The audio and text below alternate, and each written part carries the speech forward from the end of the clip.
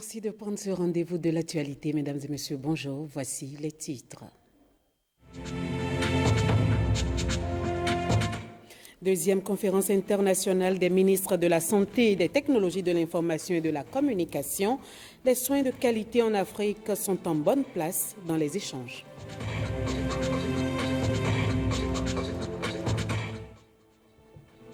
Sortie du mouvement Bincha Godo ce week-end, objectif entretenir les militants à la base sur les grandes réformes du gouvernement.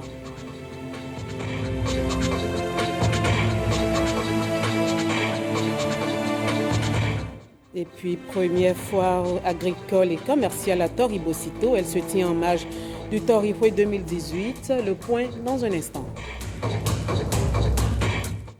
Merci pour votre attention, mesdames et messieurs. Cotonou accueille la deuxième conférence internationale des ministres de la Santé et d'éthique. Ils ont à évaluer l'apport des technologies du numérique dans la gestion des risques et la sécurité des patients. Les travaux ont démarré dimanche dernier. William Choki pour le point. Partout dans le monde et plus encore dans les pays développés, elle est la chose qui touche le plus les populations, même dans les hameaux, l'éthique. Mais en Afrique, il y a un domaine vital qui est encore à la traîne, les soins de santé. Comment permettre au numérique d'assurer les soins de qualité aux patients et gérer au mieux les risques? La deuxième édition de la CIMSA, la conférence internationale des ministres de la Santé et des ministres d'éthique sur la sécurité des soins en Afrique, se penche sur la question. Il faut réformer notre système de santé pour pouvoir aller plus loin dans notre démarche de qualité. Il y a des outils modernes. C'est vrai que les e-santé, toutes les communications rapides qu'il nous faut, par exemple pour les problèmes d'Ebola, la réponse à l'Ebola nécessite un recueil d'informations rapide et une réponse rapide. Autour des deux ministres, des experts, ils sont venus de la sous-région. Ils auront à répondre à cette question. Quel enjeu pour la gouvernance des systèmes de santé et le développement du tourisme médical? C'est d'ailleurs le thème de la deuxième édition de la CIMSA. Cette rencontre est la suite des travaux de la première conférence internationale des ministres de la Santé des pays d'expression française tenue à Cotonou en 2012. 6 années après, nous avons compris la nécessité d'associer les ministères des technologies de l'information et de la communication pour relever de façon plus efficiente les défis qui attendent le secteur de la santé et booster l'amélioration de la qualité des soins dans les hôpitaux. Le défi qui s'impose aujourd'hui à nos États, c'est de garantir aux populations un accès équitable à des soins de santé de qualité. La pertinence du sujet n'est donc plus à démontrer, ainsi que le rôle d'avant-garde de vous, experts. Vous êtes appelés à jouer. Cette session technique des experts pays va permettre d'opiner sur des projets de documents et des notes de synthèse de la première édition. Le schéma d'harmonisation des démarches d'implication des patients dans l'offre de soins, les termes de référence de l'enquête pilote régionale de prévalence des infections nosocomiales dans les services publics de maternité de l'espace CEDEAO, le projet de mise en place d'un cycle de formation professionnelle continue en e-santé, le projet de création d'un observatoire régional sur la transformation numérique et les innovations dans le secteur de la santé en Afrique. Le numérique au service des soins de santé, les bases sont ainsi jetées pour une meilleure couverture sanitaire universelle. Et puis la directrice régionale de l'OMS pour l'Afrique prend part aux assises que vous venez de voir. C'est le ministre de la Santé qui l'a accueilli à son arrivée à l'aéroport international Cardinal Bernardin Ganti de Cotonou. Je viens d'ici, il y a le directeur général de l'OMS qui viendra aussi et nous allons avoir l'opportunité de discuter avec les autorités nationales de façon plus générale de la situation sanitaire au Bénin. Et c'est que l'OMS et d'autres partenaires avec qui nous travaillons fait pour appuyer le gouvernement pour améliorer la santé de la population ici. Nous avons bien constaté qu'il y a beaucoup d'opportunités pour utiliser les technologies pour améliorer la santé. Donc comment est-ce que nous pouvons faire ça en ce qui concerne, comme j'avais dit, plusieurs volets? Pour nous, à l'OMS, nous appuyons le gouvernement pour développer leur politique et mettre en œuvre ces politiques. Ça peut aider sur la surveillance pour contrôler les maladies transmissibles et les épidémies. Ça peut aussi aider à voir comment la sécurité sanitaire, la sécurité des soins dans l'information sanitaire est améliorée dans le pays. Ça peut aider à éduquer les malades, communiquer avec les familles. Ça peut aider aussi à éduquer et former, superviser le travail de la santé, même dans les milieux reculés, pour qu'un prof qui est dans une université, dans une grande ville, peut communiquer avec quelqu'un qui est très loin pour l'appuyer dans la prise en charge d'un malade. Donc, si plusieurs ministres sont ici, ça veut dire ceux qui s'occupent de la santé dans le pays, ceux qui s'occupent de la communication et d'autres, ils peuvent voir comment travailler ensemble dans leur pays de façon efficiente pour appuyer ce que le gouvernement dans l'ensemble fait. L'actualité, c'est également la fin de la 5e semaine des frontières. À l'occasion, le directeur général de l'Agence béninoise de gestion intégrée des espaces frontaliers, AGJF, s'est rendu à Iwoyé, un espace frontalier dans la commune de Kétou. Là-bas, Marcel Baglo a insisté sur les grands défis de l'agence et a réexpliqué, vous allez l'entendre, pourquoi il est important que tout Béninois doit rester dévoué pour sa patrie. Suivons ensemble. Première étape de la tournée du directeur général de la BJF, le village de Iwoyé, dans l'arrondissement de Digny, commune de Kétou. Dans ce village qui fait frontière avec le Nigeria, les populations et les habitations s'entremêlent. Seules ces bornes facilitent la délimitation de l'espace. En visite dans ce village, Marcel Baglo a d'abord constaté avec satisfaction l'évolution dans la construction de ce bâtiment qui devra désormais servir de base pour les éléments de l'unité spéciale des frontières de Iwoyé. Ensuite, dans une longue marche dans le domaine béninois, le directeur général de la BJF va visiter le centre de santé du village, l'usine de transformation du manioc et le marché à bétail de Iwoyé, ceci à la grande joie des autochtones.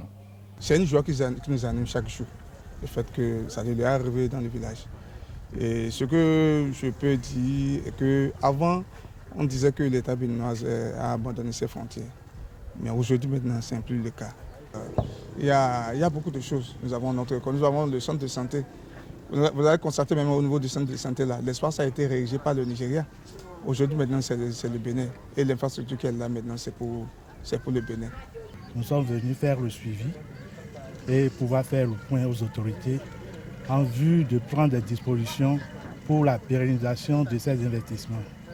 Prévenir l'extrémisme violent par la viabilisation des espaces frontaliers, c'est le thème de cette 5e édition de la Semaine des frontières béninoises. En découvrant donc les particularités des espaces frontaliers, Marcel Baglo entend valoriser et sensibiliser sur le rôle des espaces frontaliers. Dès que les populations sont capables d'avoir auprès d'elles les forces de sécurité, d'avoir auprès d'elles la présence de l'État, sont des citoyens exemplaires. Et c'est cet exemple-là que nous voulons présenter en cette semaine des frontières béninoises, car l'objectif de la semaine des frontières, c'est de déclencher une mobilisation nationale autour de ces espaces malheureusement oubliés et désaffectés de nos pays. Que chaque ministre sectoriel pense à investir une partie importante de ces investissements dans les espaces frontaliers. L'Agence béninoise de gestion intégrée des espaces frontaliers compte poursuivre et élargir ses actions aux autres espaces frontaliers, ceci dans l'unique dessein de développer et de sécuriser les frontières béninoises.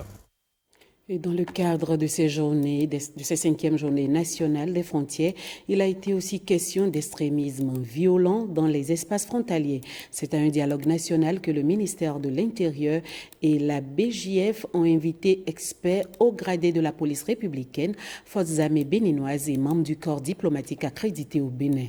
On retrouve William Tchoki. Elles sévissent dans les pays limitrophes et font de nombreuses victimes. Il s'agit des attaques terroristes. Le Bénin est pour le moment épargné de ces drames, mais il ne doit se dire intouchable. D'où cette rencontre, un dialogue national pour prévenir l'extrémisme violent au Bénin. Vous voyez, ils sont en Libye, ils se battent en Libye. Ils sont en Irak, ils se battent en Irak. Maintenant, il faut forcément que les conditions soient réunies dans un pays pour que ça arrive. Et nous pensons que nous essayons de décrypter les signes violents pour savoir quelles sont ces conditions-là pour le Bénin et agir dessus pour éviter que cela n'arrive. Parce que notre première priorité aujourd'hui, c'est le tourisme. Et quand il y a de l'insécurité, le tourisme ne prospère pas. Une journée d'échange, d'expérience et d'analyse sur les enjeux des frontières, ces zones sensibles et géostratégiques, ces zones souvent peu accessibles, mais base arrière des terroristes. La lutte contre l'extrémisme violent doit être globale,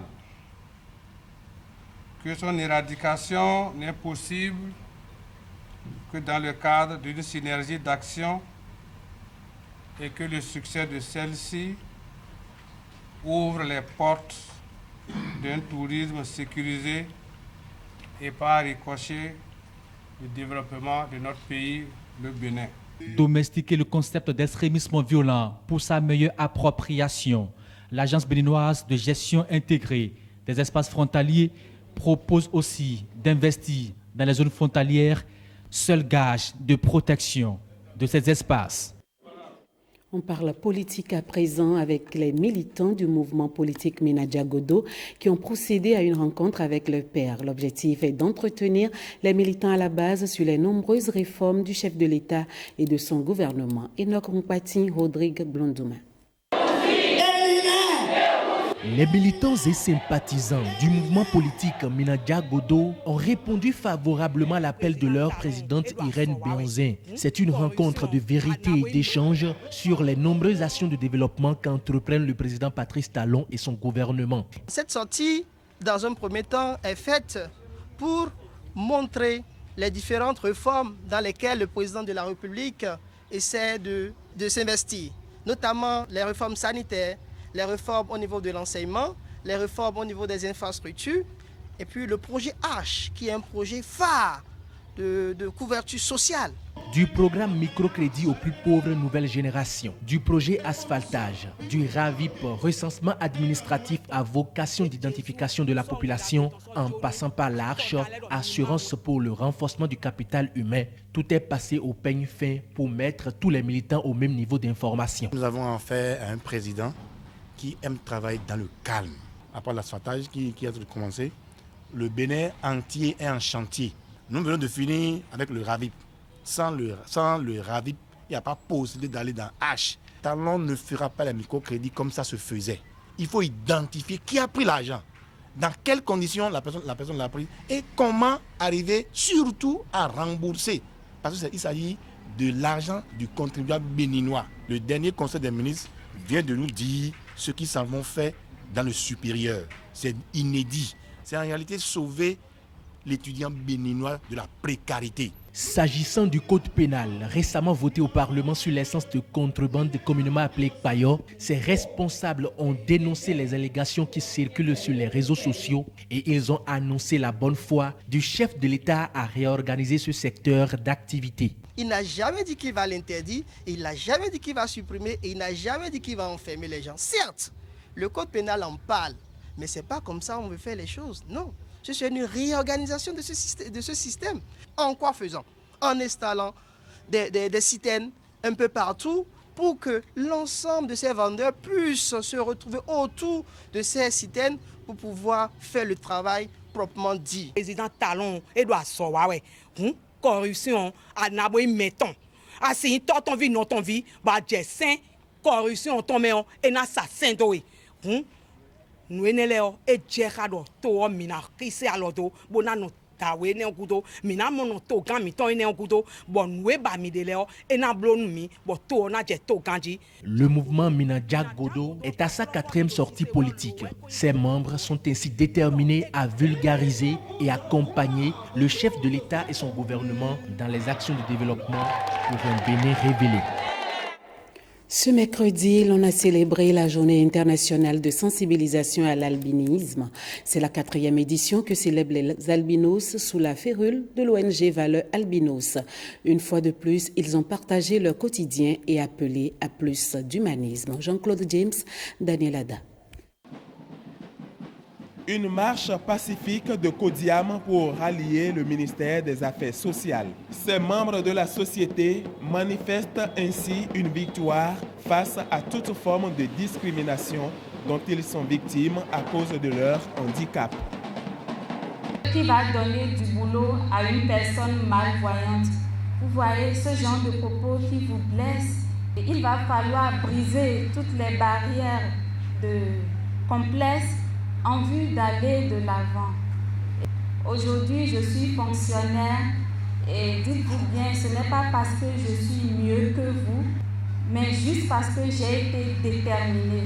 À travers Luna, ce téléfilm réalisé pour la circonstance, le rejet par la famille, l'abandon, les meurtres et les agressions sont mis en exergue. Les statistiques font froid dans le dos, mais l'ONG Valeurs Albinos et le ministère des Affaires sociales sont désormais aux côtés de ces hommes et femmes pour que leur lumière brille sur le monde.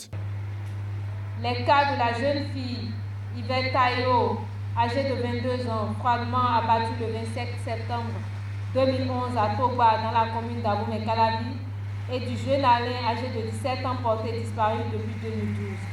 Reste toujours gravé dans nos mémoires comme si c'était hier. Le cas le plus récent du 27 janvier 2018 de Bokoro Meda, âgé de 19 ans, qui a été porté disparu et jusqu'à nos jours, nous n'avons pas de ses nouvelles. De mémoire d'homme, depuis la création de notre association, c'est pour la première fois qu'un ministre du gouvernement manifeste autant d'intérêt pour la cause des personnes atteintes de l'albinisme. Vous revendiquez l'égal accès à tout ce que la nature et tout ce que les hommes mettent à votre disposition et vous avez raison. L'État béninois, le gouvernement de son Excellence Patrice Talon prend toutes les mesures pour que vos droits soient reconnus, satisfaits autant que possible. L'albinisme est une condition génétique rare, non transmissible et héréditaire. Elle se traduit par une absence de mélanine dans le corps et donc de pigmentation dès la naissance. Les étudiants béninois et togolais inscrits en comptabilité et gestion de l'Académie de Nantes, délocalisés au Bénin, sont arrivés à la fin des 2 semaines de composition orale. Ils ont eu pour examinateurs des experts de l'Académie venus spécialement jauger le niveau de formation de ces candidats. C'est l'ultime étape avant la délivrance du diplôme français en expertise comptable. Cécile Rondé, Rodrigue Gloudouman.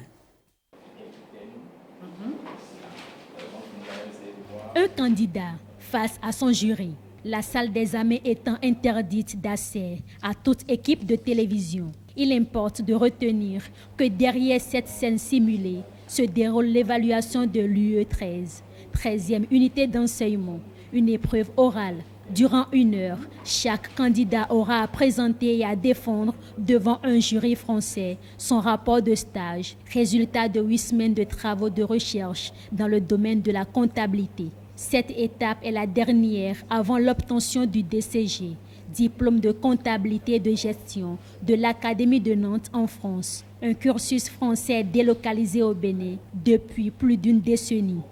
Les 12 épreuves écrites, donc UE1 jusqu'à UE12, se déroulent déjà ici depuis 1988. Mais l'épreuve orale se déroule en France. Et pour une seule épreuve, il faut acheter le billet d'avion, il faut avoir les moyens pour le séjour en France et réussir avant tout ça la dure épreuve du visa. Rien qu'à cause de ces contraintes, il y a des candidats qui n'arrivent pas à achever donc leur licence. Nous avons décidé au niveau de l'ordre de leur faciliter la tâche. Quand vous avez fait 12 épreuves, la 13e, si on peut la faire sur place, ceux qui peuvent réunir ne serait-ce que 200 000 vont pouvoir passer ces épreuves-là. Et c'est ce que nous faisons depuis 2013. Le Bénin sert donc de centre de composition pour les étudiants d'ici et du Togo grâce au partenariat entre l'Académie de Nantes et l'Ordre des experts comptables et comptables agréés du Bénin. Les différentes prestations depuis le début de cette coopération révèlent que les candidats n'ont pas démérité. Depuis 2013, on constate que les candidats ont des prestations de meilleure qualité. Progressivement, les moyennes augmentent progressivement, les moyennes obtenues ici sont d'un niveau comparable à celles des candidats qui sont évalués sur le territoire français. Le diplôme de comptabilité et de gestion équivaut à une licence professionnelle en expertise comptable. Les candidats à cette 6e édition seront fixés sur le sort en août prochain. Remise de matériel et d'équipements au relais communautaire de l'ONG Siamson de plusieurs communes du département de l'Atlantique. C'est une ONG qui œuvre pour l'amélioration des services communautaires. On fait le point avec Enoch Rompati et Daniel Ada. Des équipements de travail, des registres de collecte de données et des kits de visibilité d'une valeur de plus de 28 millions de francs CFA. Ainsi se compose le don de l'USAID au profit des relais communautaires engagés dans la mise en œuvre des interventions sanitaires. C'est dans le cadre du projet d'intervention à haut impact au niveau communautaire. Présente remise vise avant tout à assurer la prise en charge intégrée du paludisme, de la diarrhée, de la pneumonie chez les enfants de 0 à 59 mois, puis du suivi de la femme enceinte, de celle qui accouche et du nouveau-né dans nos communautés. Ces équipements flambant neufs sont destinés à 270 agents relais communautaires pour accompagner les zones sanitaires d'Alada, de Zé et de Tofo. Il ne fait aucun doute que la collaboration parfaite entre la zone sanitaire, la mairie et Siamson ONG a un gage de succès dans la mise en œuvre du pays comme dans les communes bénéficiaires. J'invite donc les uns et les autres à jouer pleinement leur partition. La direction que je dirige ne ménagera aucun effort pour assurer le suivi de la mise en œuvre de l'intervention suivant les normes et les standards de la politique nationale de santé communautaire. Au-delà des remerciements, le représentant de l'État dans le département de l'Atlantique, Jean-Claude Kodja, invite ses agents à une utilisation judicieuse de ces équipements. J'exhorte l'ONG Siamson à poursuivre son appui aux 3 communes dans le sens du travail bien fait, du partenariat et de la reddition des comptes avec les parties prenantes. Soyez rassurés que nous sommes à votre entière disposition.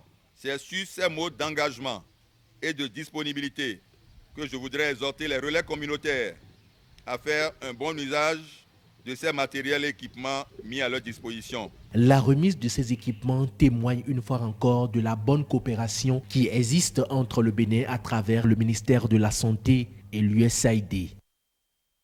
Toribosito accueille la première foire agricole et commerciale de Torihue. Cette fois vise à promouvoir les richesses agricoles et culturelles de la commune. Reportage. 1 minute de silence en l'honneur des pères fondateurs de Torihue.